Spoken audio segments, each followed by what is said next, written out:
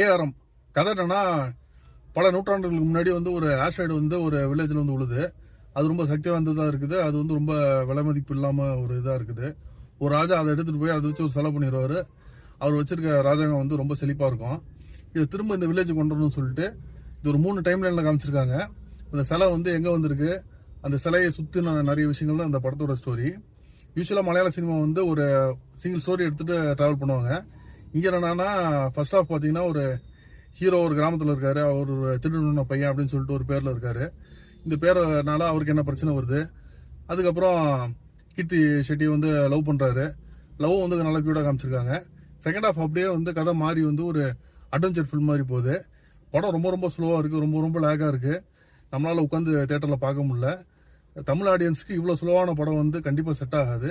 மலையாள audience probably ஒரு decent review கொடுப்பாங்க. தமிழ் ஆடியன்ஸுக்கு பொறுத்த வரைக்கும் படம் வேஸ்ட்டு.